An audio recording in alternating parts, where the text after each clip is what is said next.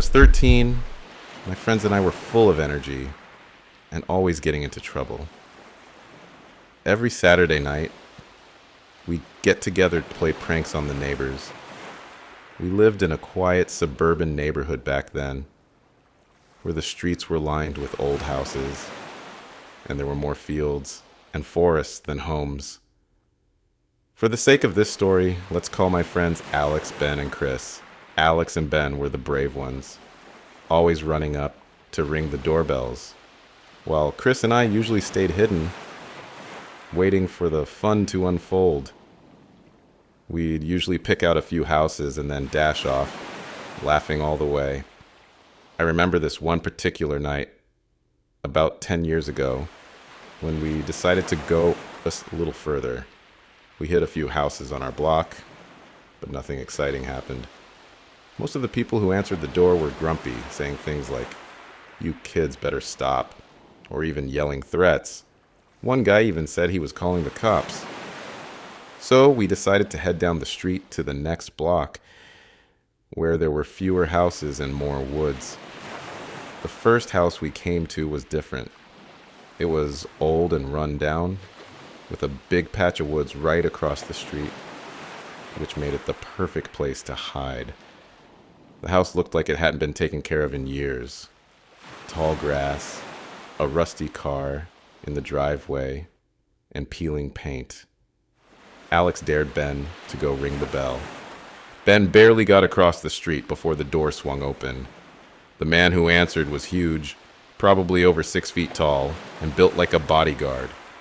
He wasn't laughing like the others. He was furious. We could hear him stomping around, shouting out threats and searching the bushes.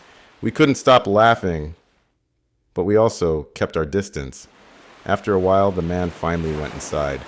But Ben didn't hesitate. He was ready to go again.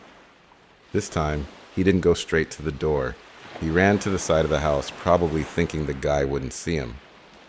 The door opened again, but this time, the man wasn't empty-handed. He came out holding a rifle. We froze. I thought we were done for. The man checked around the yard again, but this time, he went farther, around the back of the car and even behind some trees.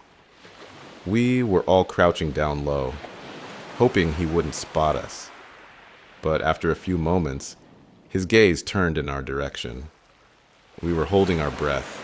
He stared straight at us through the trees like he could sense we were there.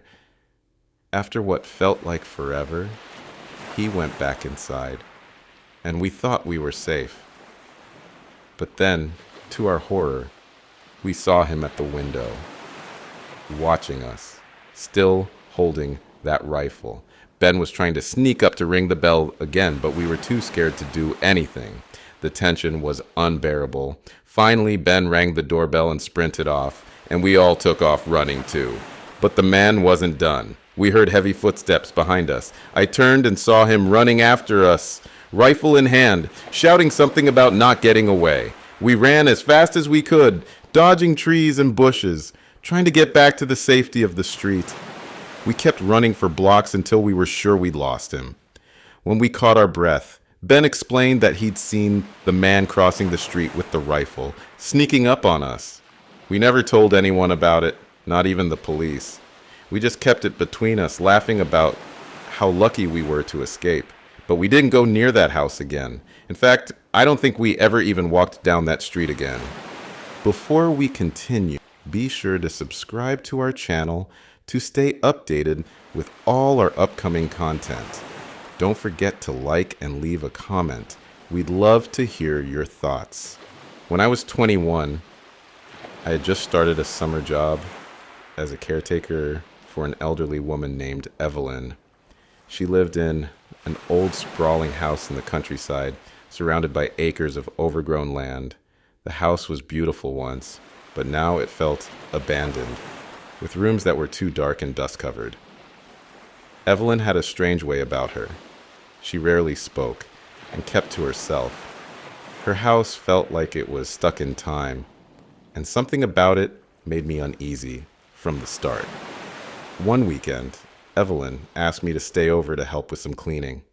Her house had several rooms, but she lived alone, so I figured it wouldn't be an issue. I arrived on Friday, dropped off my bag in the guest room, and then went downstairs to begin my chores. Evelyn didn't say much.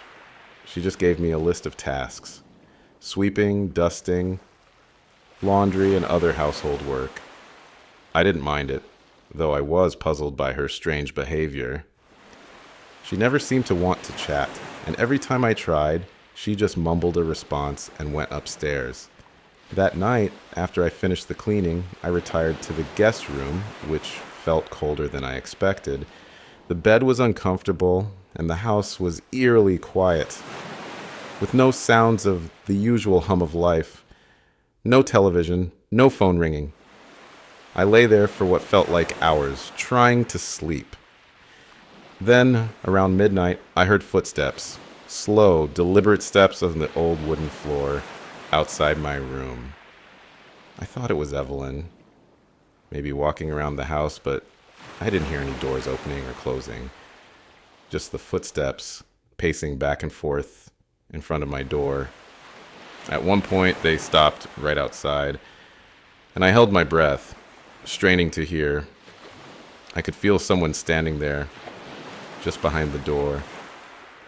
I waited in silence, and finally the footsteps moved away.